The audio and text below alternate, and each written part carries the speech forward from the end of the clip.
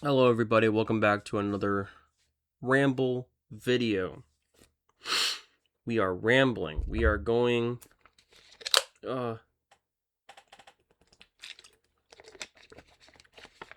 starting off with the water. We are going to ramble.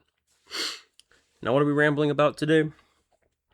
We got juicy stuff today. Now listen here. First off, I got a comment in one of my comments video and one of my I'm gonna restart that sentence. I got a comment in one of my videos recently. It was from my Jurassic Park watch along video. And from as of right now, I think he deleted the video, or she, whoever they were, they deleted the comment. It was simply about a guy saying, "You didn't put the fucking movie in the watch along. What are you, stupid?" Him talking to me saying I'm stupid. He was like, "Maybe you should go check real reaction channels and see how they do it." Something like that. And to that guy I replied simply, that would be copyright infringement. Yes, you could argue that since I'm reacting to it, it is transformative. But that is a nightmare of copyright. Having the entire movie with my reaction, legally, since the point of the video is my reaction, it is transformative. There is a case. But that would be a nightmare. And that would be such a no. Like that's stupid. And I told the guy, like, that's why would I risk copyright infringement? Because he's too lazy to find a copy of the movie, right? I found a copy of the movie. You know, I did all the stuff. I made the video. I edited the video together. If you watched the video, it was 2 days spliced together as if it was one seamless take. It wasn't that hard to edit, but like, I put effort into the video, and this dumbass, he's like, sorry, this complete dumbass is like, "Oh, you should have done the editing, show the movie." No, bro, you find the copy of the movie. I put moments of synchronization throughout the video so you could watch along with me. You do some work, bro. Anyways, he deleted the comment. And that's pretty much it. What else happened? Speaking of that same video, this is crazy. So it's the Jurassic Park watch along I did. I got a copyright claim on that video, and I was like, okay. I mean, it happens. I did use like 6-second clips of the film here and there. Like, I would just dispute the claim, right? I checked to see what was the claim. This motherfucker, I don't know who did it. He put a 30-second like piece excuse me, of just fan noise. Like, it was just silence. He couldn't have done anything else. It was just straight silence. It was just like, it was that for 30 seconds. And I was like, what? Like 30 seconds of just silence, essentially? I was an easy dispute. I was like, dude, this is a shameful claim. You should be ashamed and punished. I said something like that. And of course, he's going to wait the whole 30 days to reply. And he's probably going to deny the claim. It's going to be a whole fucking problem. This is already going to be a problem. I can already tell. But that just pissed me off. That blew my mind when that happened.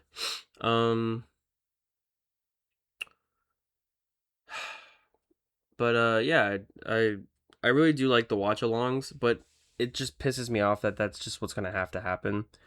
But I don't make money on these videos anyways. Like, I don't make any money on my channel. Even though I've been doing it for a while. Like, I just don't. This is strictly. This is whole thing has been always completely a hobby, right? But moving along, I want to talk about something quick, briefly. There's been a bit of a lull in the movies recently. Obsession and Backrooms are still kind of the big movies right now. Supergirl is out, but I'll talk about that later. I've been wanting to go back to the movie theaters, but I haven't. I haven't went to the movies for like it's been like a week, but maybe longer. Oh, it's right here. Last time I went to the movies was the 18th of June. Take that as you will.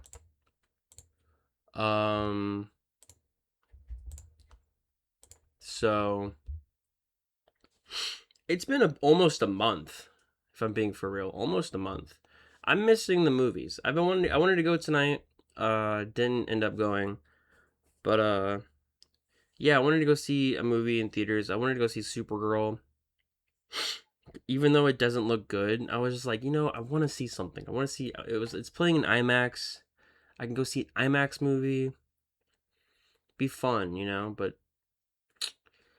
it's just nothing's good. Next week, well, this week now, but in a couple days, it's like Thursday.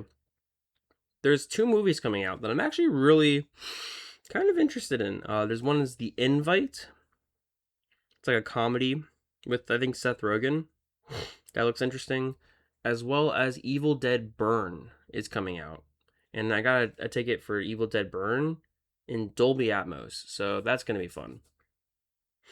But, so I guess I'm going to be seeing movies soon. But, like, it's just been so long. It's been so long. I just want to see a movie, Gosh. Anyways. I act like I don't watch movies on my free time. I watch movies all the fucking time. Like, to the point where it's like, I try to watch a movie a day. I try to watch a movie a day. I just want that movie theater experience, But recently, me and Carter have been going through the Harry Potter films. We're kind of watching one every other day. We're on the 3rd one now, but we've watched 1 and 2. And to be honest, they're not bad. And that's the crazy part. Like, the first 2, they're pretty solid. Like, they have good set designs, good character designs. They have good, like, the production was pretty solid. Like, from the get-go, the production is pretty good. It creates the world very well. And it's very fun. It's entertaining,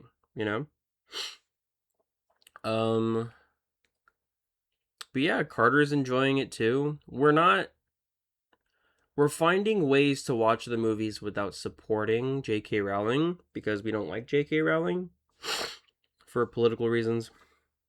Not political, but social reasons. She's a transphobe. So we're trying to find ways to not support that. But we're still watching them. Yeah, I'm actually really enjoying my time with the film. And I'm actually excited to see, because I've seen all of them in my childhood, because my sister was a humongous Harry Potter fan. But I'm excited to like rewatch and like experience them all again. So that's what we're doing. And that's been a lot of fun. The first 2 movies, I think I give the same rating to the both of them, like 6 out of 10. But it's like better than I anticipated. So I'm excited for the 3rd one though. This might be a bit of a shorter ramble. Just I'm kind of getting through the topics pretty quickly. But this one is not a movie, it's more video game related. This topic, so when I was in my youth, a game that really,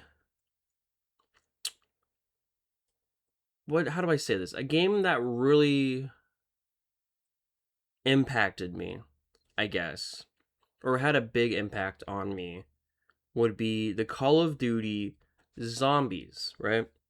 World at War, Black Ops 2, Black Ops 3. There's other ones, but those are like the big zombies games that I loved, right? And I've been really wanting to play them again. Kind of like the classics, right? But the games are really hard to get for some reason. Like, not hard to get, but like, I don't have a good source of like emulating PlayStation games or anything like that. And I don't want to buy them again. Like, and also the newer Call of Duties, they have zombies, but it's like, if you know anything about Call of Duty, the gigabytes. Excuse me. Excuse me. The gigabytes are huge. The file sizes are stupid big. Like over 100 plus gigs, right? And that is dumb. I don't want to. I don't want to do that. So how did I figure out how to get the zombies backing up again? This is so nuts. I mean, this is something that probably a lot of people know about, but Garry's mod, very classic, iconic Garry's mod. Uh, you can play Call of Duty Zombies on that. I didn't. I was like, what? And once I realized it, it was like a hyper fixation, like instantly, like how do I get it to work, right? So I got Garry's mod, which was like on sale for like $5. Perfect. And me having to try to figure out how to get this damn thing to work properly has been a video game in itself. And it's funny because I got an achievement from Garry's mod that's really funny. But I'll get to that. I have been using this thing called Zombies Resurrection from Garry's mod. And how you do that is you have to get these sources from Steam itself and essentially just download a bunch of resource packs, assets from other games, and gun models. Damn, you have to download character movement, like dynamic base packs, which is like how the zombies move and how they follow you, and animation packs. To get it to work properly, you need all this crazy stuff, as well as the like the game mode of the thing itself, the maps you have to download. You have to just simply download everything by scratch. And that confused me significantly. And I did not know how to get it to work for like a day. And it was pissing me the hell off, you know? Because one thing would work, but then the other things would not work. Now I've figured it out. I've completely figured it out. You have to just, you simply got to download, to get the actual game mode to work itself, you have to download all like the baseline things that is in like, people have a bunch of like collections on how to download it. You just go to Steam, you get all the stuff you need to get. And there's a bunch of people that have a bunch of like playlists almost of just stuff you need to get. But to get the maps itself to work, you need to download things within that too, like individual things for that map, right? Not just the game mode. It's not like you can, and that's what I'm saying. You have to get like all the animation assets, everything to work properly. It's complicated. So I get the baseline game, and I want to play Darius, right? The giant. And what I had to do is I had to get the map, go to the map like in Steam, and then go down to like the section that, and get all the assets that the map itself needs, the gun animations, the gun models that map uses, and then as well as everything for the baseline game mode to work. Then it works, right? And it's been working pretty well. It's been fun. It runs like trash though, and I want to figure out how to get it to run better. That's like the next big step, but it runs bad. But it's fun. It's fun as hell. What else? Um, it's been really fun. Really playing that stuff again. I don't know if it's online, but I've got a thing where I can put bots in it. The bots are fucking stupid, but it's a lot easier when there's a bot at least helping me out. Solo is kind of difficult, but I was never good at zombies. But it's fun. It's a lot of fun. It's a really just old school, and I love that. You know. Um, what else? Oh, the cool thing about this one is that you can get fan maps too, which is really cool. So I've been trying those out. I don't know how many more types of maps I can get, and there's some that I haven't even played yet. And it's kind of unfortunate because I wanted to play a few, like Mob of the Dead was a big one. I don't know if there's a one for Resurrection, Mob of the Dead. Maybe someone's working on it, but I what's the word? I'm still figuring things out, you know. So yeah. Um, yeah. Call of Duty Zombies. I'm a normie when it comes to video games because I'm always wanting to play games, and I'm like I gotta play some. I gotta play like these big story games. I gotta play like Chronos, The New Dawn, or whatever. Witcher 3, Baldur's Gate 3, like these fucking big games. Chronos isn't that big of a game, but like these humongous story games. And I'm like, I gotta play these games. And I always like, I sigh, and I just really just get like so lethargic on wanting to play them. But then I boot up like Call of Duty Zombies, something a little more mindless. I'll play that. I can play that for a while. And that's just the type of games I like. Like my favorite games right now, there was this. It started off with this game called Shell Divers. You play as a turtle. You shoot jellyfish. Fish. You shoot jellyfish. Collect the jellyfish. Bring it. Sell the jellyfish. Upgrade your guy. Go back down. It's like a loot, upgrade, repeat game cycle.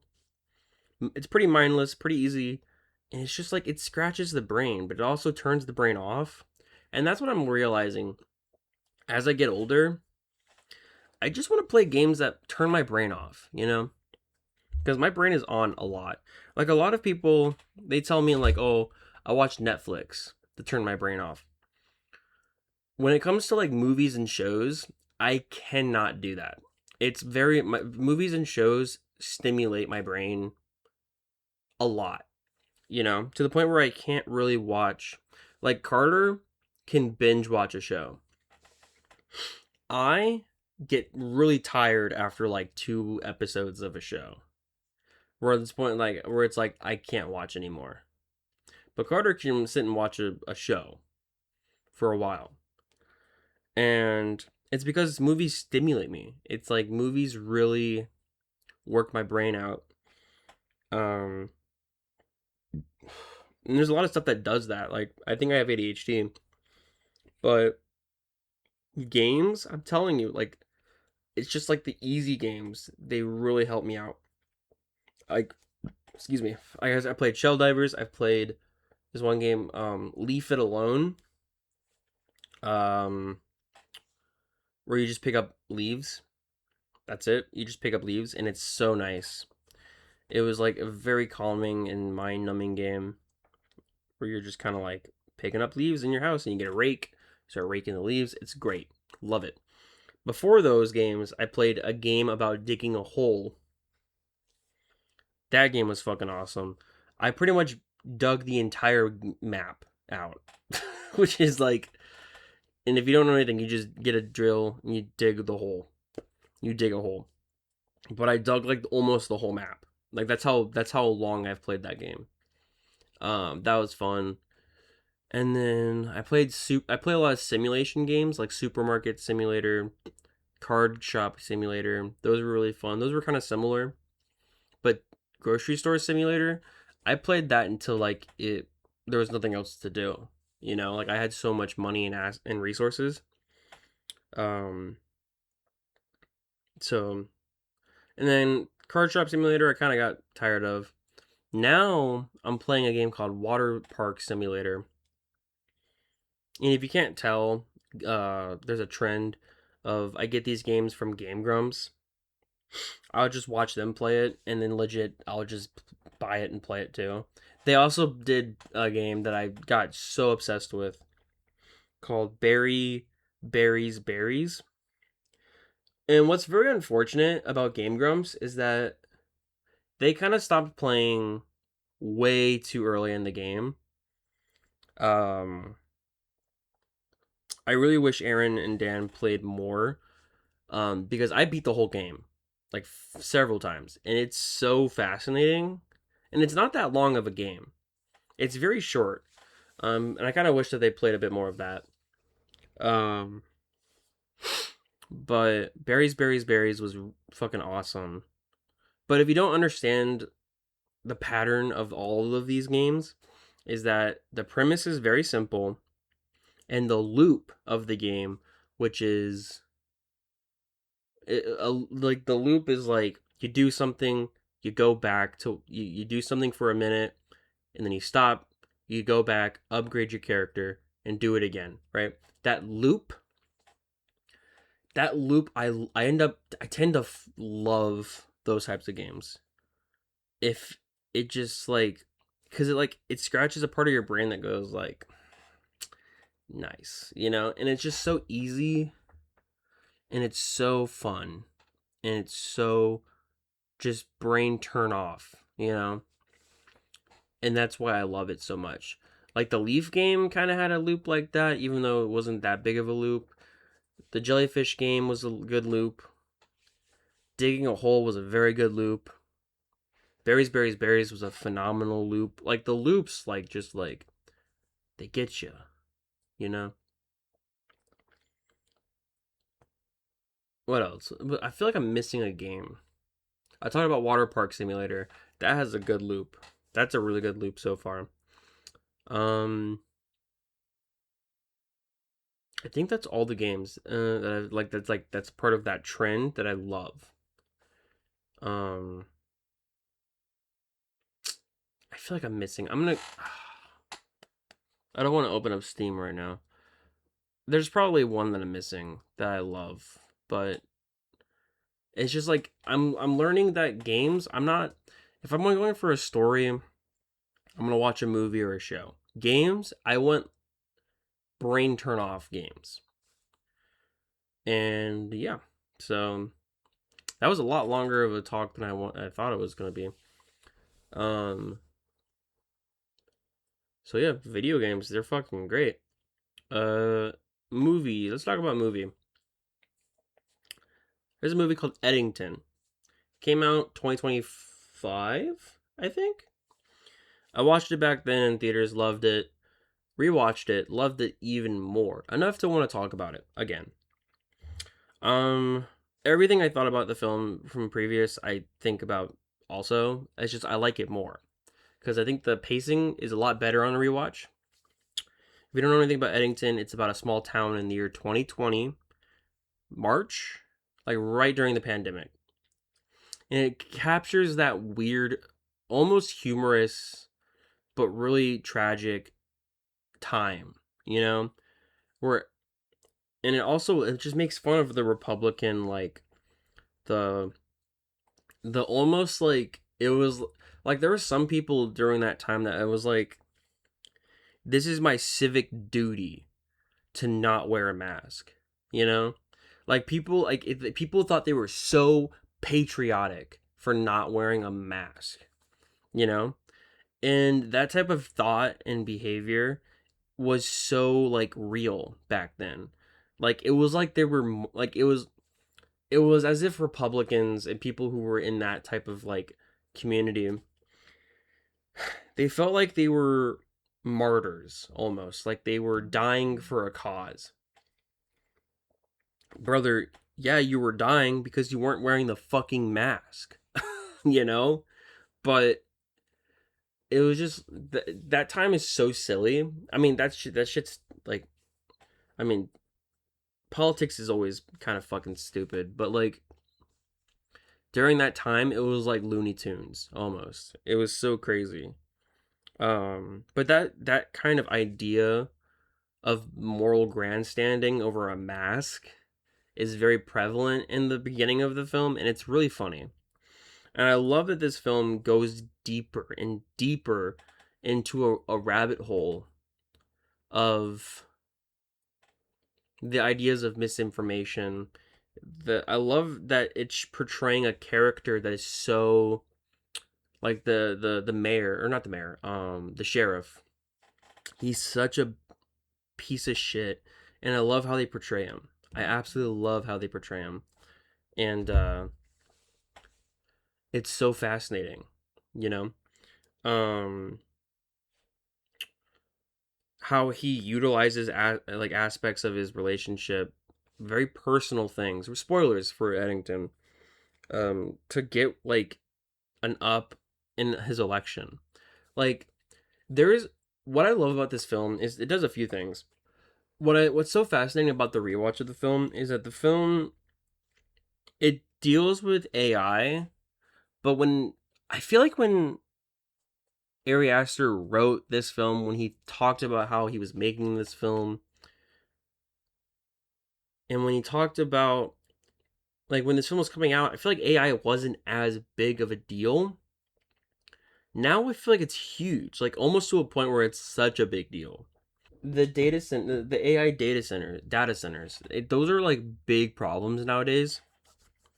And like Jeff Bezos, I don't know if this is true, but sources have said Jeff Bezos said something along the lines of like humans need to share water more, and for AI data centers, like some evil fucking cartoon comic book villain shit. And that's a problem right now, how water is being soaked up by these data centers. And I love how the film takes place in 2020 and it deals with those types of things. Like we knew about these problems even back then in the year 2020. But that's in the background.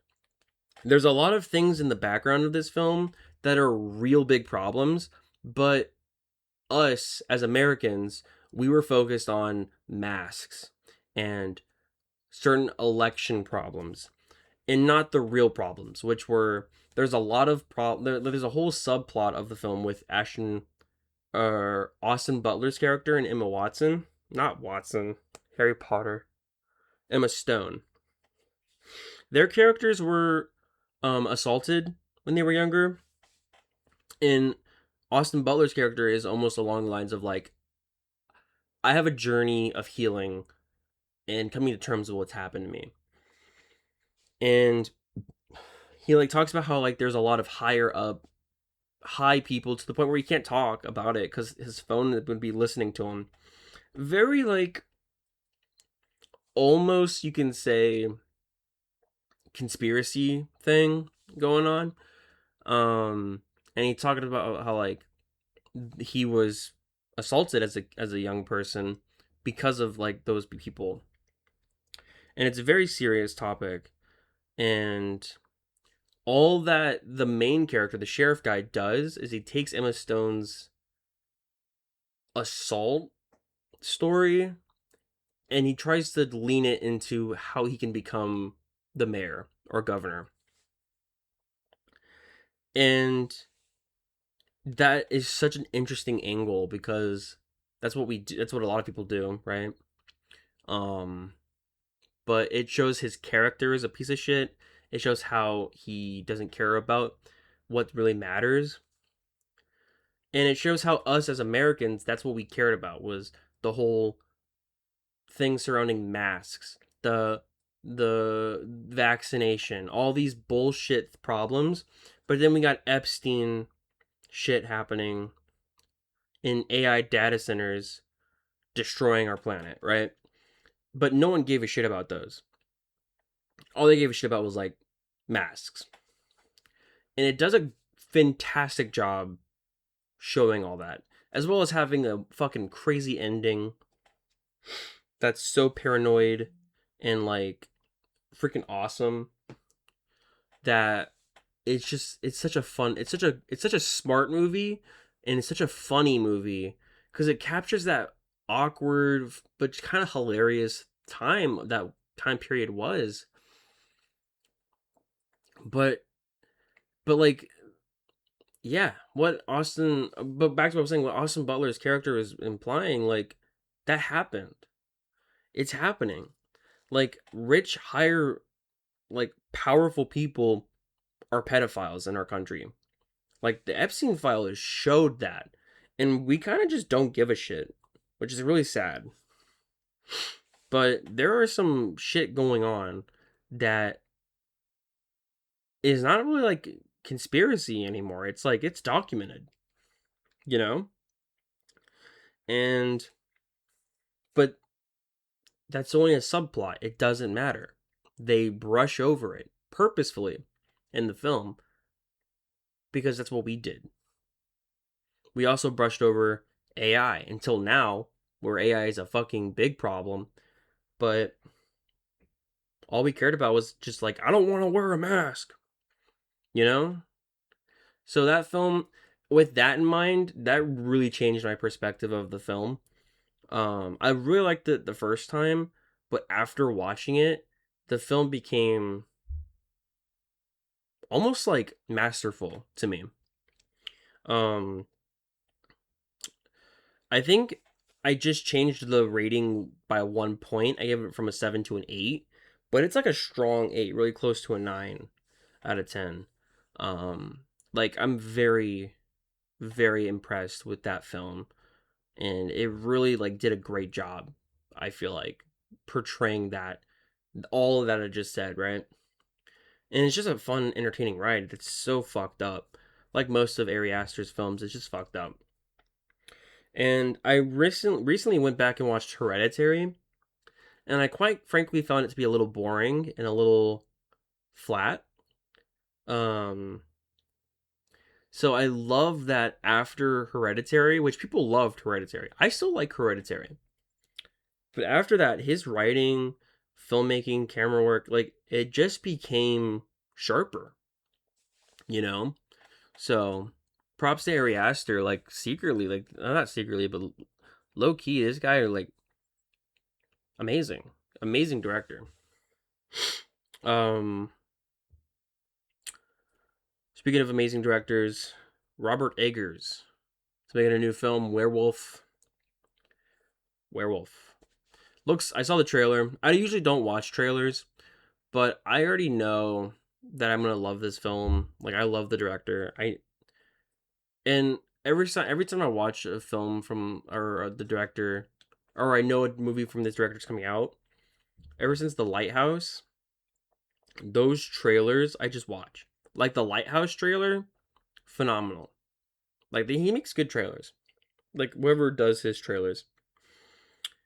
But Werewolf looks fucking awesome. I'm so excited for that. It looks like what Nosferatu felt like, or it honestly God feels like a combination of a bunch of his films. It feels like The Witch in like in vibes, but with like Northman Nosferatu combined feeling. It's like he's taken it all, and he's taken everything he's kind of worked on and learned, like, aesthetically, and he's he's making something like combined, and it looks and just feels amazing.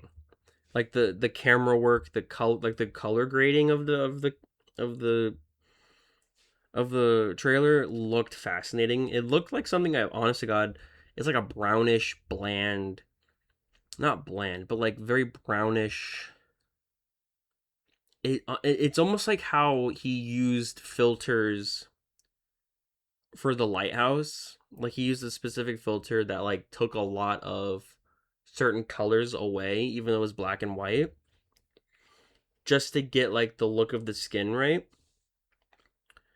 It's like, I think he did something like that. Like, he utilized camera filters to get that look, and it looks interesting. You know, I Robert Eggers is honestly God one of the best filmmakers of our time. And I love that he has the creative freedom to make like just fucking weird shit. but it's so creative and purposefully artful. Chef's kiss. Chef's kiss. So excited for it. It's coming out in Christmas. I love how Nosferatu came out Christmas. This is coming out Christmas. He's just a Christmas filmmaker now. Like he's that like that's so funny that he can just be like, yeah, I'm dropping it on Christmas, and people are gonna watch it. I want to watch it. You know, I fucking love that. I'm so excited for that. What else to talk about, lads and lasses? I think I'm gonna finish it off. I think I'm gonna end it soon. What's in theaters right now? What is in theaters? Supergirl is in theaters. Obsession Backrooms still in theaters, but they're like near the end of their. The Backrooms is doing like this re-release where it's like extra footage. I don't know if people are going to see it. I haven't seen it, but I know that Obsession like is still going strong, which is nuts. And Supergirl's in theaters, and I've heard Supergirl's not doing well. It's also not doing well critically also, so it's not really doing well in any way. What else? There's another big movie, The Minions. The Minions is out in theaters. That's like playing in Dolby theaters. I have no interest in watching that, but that's playing. So that's cool. That's it. That's what's in theaters. So that's kind of where I'm at right now in the time of this world. Movie of the week. I have to change my thing.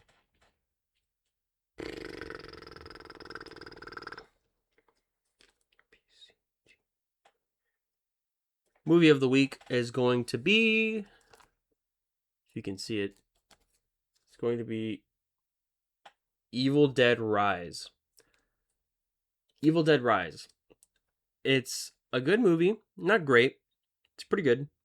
Evil Dead franchise is fucking awesome. Me and Carter recently watched the second one, Evil Dead 2. The 80s one. I love that film. And Carter also, from my understanding, really liked it too. And that made me so happy. But Evil Dead Rise is pretty good, pretty solid. The reason why I'm recommending this one for the film of the week is because Evil Dead Burn comes out from me recording this like the end of this week, which is fucking awesome. So I'm gonna rewatch this. I know I'm not gonna talk about it next week, but like it's just kind of like a hey, if you want to watch something, watch this. I'm watching this. So Evil Dead Rise. It's my film of the week. Where did I find this? Shit, here it is. That's my ramble, ladies and gentlemen. I rambled. I did it. I hope y'all enjoyed this ramble. Bye.